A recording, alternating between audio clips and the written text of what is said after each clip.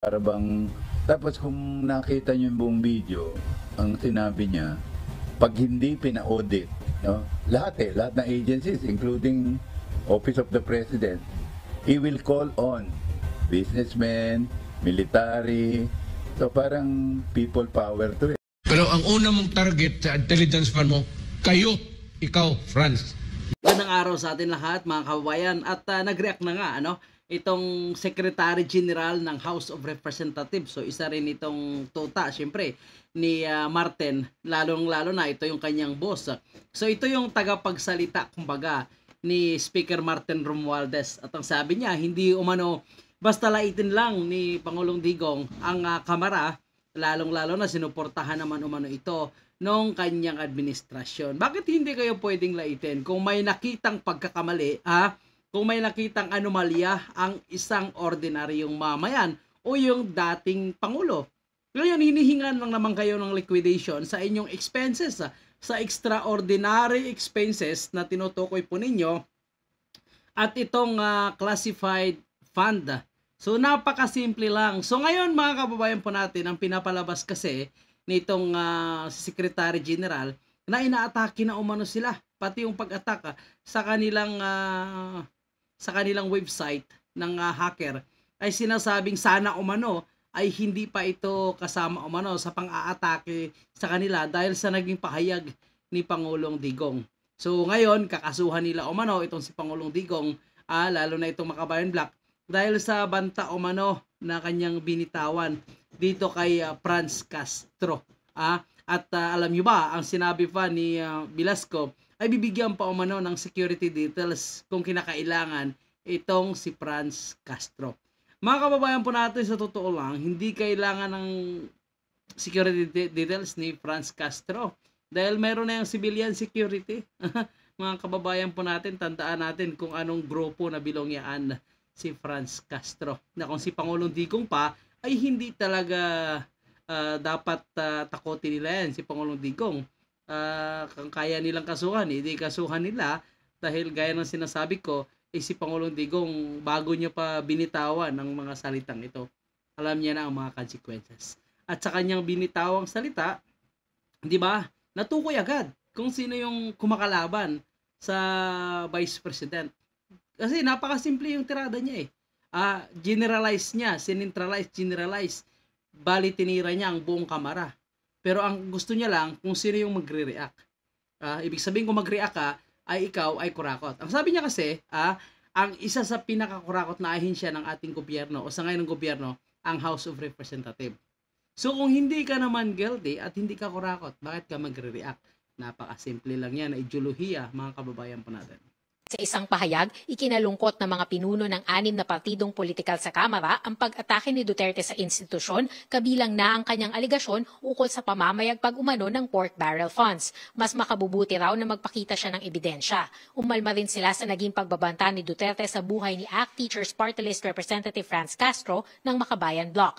Ayon kay House Secretary General Reginald Velasco, hindi nagustuhan ng mga mambabatas ang atake ni Duterte sa institusyong sumuporta sa kanyang legislative agenda bilang Pangulo. Wala namang problema yung relationship ng institution with the former president. Ngayon lang, kasi nga, because of that interview na sinabi niya, the most corrupt agency, institution is the House of Representatives, parang nilalahat niya. Sa video na yon, hindi naman niya talaga nilalahat. So, strategiya yan ng dating Pangulong Digong para malaman kung sino nga ba talaga ang magsasalita. So, kung magsasalita ka, kagaya mo, Reginald Velasco, dahil nagsalita ka, ibig sabihin na saktan ka. Dahil, totoo, kung ikaw ay corrupt, dahil nagsalita ka talaga, so nasaktan ka. So, yun lang yung patama dyan ni Pangulong Digong. Dahil naramdaman niya yung pagiging parang bias nitong House of Representatives. Imagine mo, ginawa nilang tanga itong si Vice President Sara Duterte. Pinakita nila ang kanilang suporta at kalaunan ay ilalaglag pala nila. So, tingnan nyo ng kasing ginawa ng House of Representatives. Dapat una pa lang ay hindi na nila sinuportahan o kinontra na nila itong confidential fund para hindi na masakit, para alam na ni Vice President Sara Duterte Siyempre, nagkita sila sa Davao ng kanyang ama, nagsumbong kay Pangulong Digong. Siyempre, si Pangulong Digong hindi talaga mananahimik yan at ilalabas niya ngayon ang inyong mga tinatagong sikreto, lalo na may alam siya, naging dating Pangulo yan. Kaya hindi nyo basta-basta maloko si Pangulong Digong at siyempre malakas pa rin ang koneksyon niyan. Tandaan nyo, siya pa rin ang nirerespeto ng mga karamihang Pilipino ngayon. Napakataas ang respeto sa kanya. Hindi kagaya ng mga naunang Pangulo o rekumpara natin kay Pangulong Marcos. Mas mataas pa rin ang respeto ng mga kababayan po natin. Lalong-lalo na sa pinakitang performance ni Pangulong Digong nung siya ang namuno sa 6 na taon. Yung mga umaangal na to, ilan lang yan. Pero napakarami talaga ang naging masaya sa performance sa ginawa ni Pangulong Digong sa kanyang administrasyon. So hindi nyo ma-deny yan na kayong mga kongresista. May threat talaga na patay. I think if I'm not mistaken, patayin si Congresswoman Castro, no? So, yun, parang ano na yun, nakakasakit na yun. Kamara na ilipat ang nasa mahigit 1 bilyong pisong confidential funds ng ilang ahensya, kabilang na ang Office of the Vice President at Education Department na pinamumunuan ng pangalawang Pangulo. Hindi ko kasi masabing away yan Pwede. Yung reaction nung grupo nila BP Sara, no? Hindi natin alam kung sa kanila galing yung mga attack sa Congress. Tingnan mo, sinabi niya pa, hindi natin umano alam kung sa kanila ba talaga galing itong mga attack galing sa Congress. Hindi naman kayo inaatake. Kayo nga yung nag-single out at umaatake sa kay Vice President. Ang hinihingi lang naman ngayon ng taong bayan ay liquidation. Ang hinihingi ni Pangulong Digong bilang ordinaryong Pilipino ngayon ay audit, liquidation. So ilabas nyo, yun lang naman yung challenge niya. Dapat sagutin nyo. Ilabas nyo ang audit, ipakita nyo na hindi kayo corrupt. Maganda. Pag pinakita nyo yan, parang sinampal nyo si Pangulong Digong na, ayan, hindi kami corrupt, fake ka, sinungaling ka.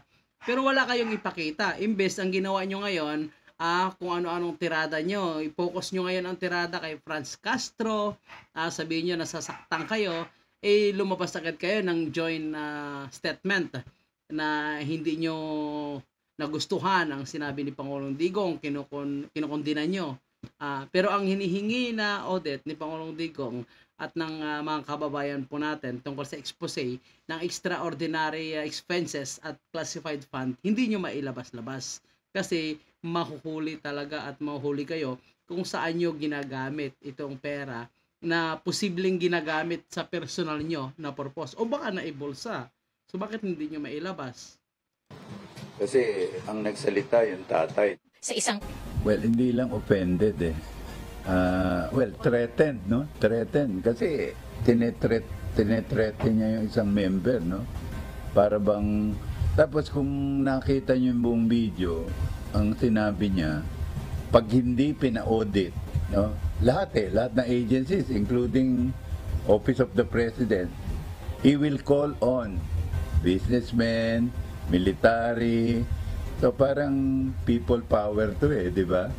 The House political leaders has already condemned the statements made by former President Duterte. Following this, the Partyless Coalition Foundation Incorporated also expressed their support for Speaker Romualdez. Meanwhile, Velasco considers the attack against the website of the House of Representatives a serious threat. However, he does not believe it has something to do with its current problem with the former president. So I cannot make any So, yan po mga kababayan, sinasabi nila na nasaktan sila, inaatake sila kasi hindi nila mailabas yung audit na sinasabi ni Pangulong Digong. So, ang sinasabi niya na parang kudita o mano, hihingi siya ng parang tulong dito sa mga kababayan po natin, businessman, military, police, ordinaryong mamamayan. Kasi kami po na mga ordinaryong mamamayan, lahat yan na binanggit ni Pangulong Digong, kami rin ay nagbabayad ng tamang buwis na sinisahod sa inyo at yung pondo ng taong bayan na ginagastos nyo ngayon na hindi namin alam. So humihingi po kami ng audit. So anong masama doon, di ba? So talagang magrereklamo ang taong bayan kung saan nyo ito ginagamit. Kasi ang confidential fund nga ay nireklamo nyo, hinihingan nyo ng audit. Bakit kayo hindi makakalabas, hindi makakapagbigay? So napakasimple lang naman At ngayon, talagang suportado nyo itong si Franz Castro. Sa mga nakaraan, hindi naman itong mga miyembro ng Makabayan Black na alam naman natin ang kanilang alyansa at ang kanilang pinoproteksyonan. So alam natin ang kanilang agenda. So wag na kayong magmaang-maangan yan. Itong si Velasco, nagmamaang-maangan pa mga kababayan po natin. At sumisip-sip nga kay Romualdez. So tingnan mo, siya ngayon ang tagapagsalita ng House of Representatives in behalf of Martin Romualdez. Kaya si Martin Romualdez naman ang kina-challenge, sinahamon ni Pangulong Digong Yun naman talaga So, ngayon siya ang tagapagsalita. Mukhang nasasaktan siya umano. At sinusumbat nila ang kanilang support, ang kanilang pagsuporta sa administrasyon ni Pangulong Digong. So, kung sinuportahan niyo si Pangulong Digong, sinuportahan din naman kayo So, patas lang. So, hindi ka dapat magsumbat. At ang pagbibigay nyo ngayon ng protection dito kay Franz Castro na tila ba totoo nga yung ating mga hinala na nag-unite na ngayon. Ito ng bagong unit team. Itong unit team na makakaliwa at ang unit team ni Franz Castro, mga kababayan po natin. At ngayon talagang tahimik lang si Pangulong Marcos sa mga pagsisingle out kay Vice President Sara Duterte. Kaya tayo ngayon ay naghihinala, hindi kaya alam ito ni Pangulong Marcos. Kasi kung akong tatanungin, pag papipiliin talaga yan si Pangulong Marcos, siyempre pipiliin niya ang kanyang pinsan.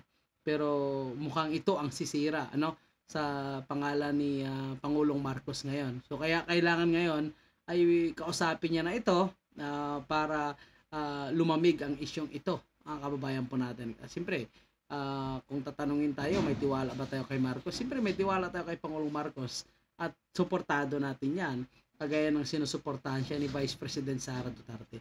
So ang mangyari niyan, kapag patuloy ito, talagang maapektuhan at palagay ko tuluyan na talagang masisira itong unit team nga. Natandaan po ni Pangulong Marcos na dahil sa pagkaisa nila ni Vice President Sara Duterte, lahat ng mga DDS o yung mga supporters ni Duterte ay halos siya rin ang binoto. So meron talagang hindi nagboto.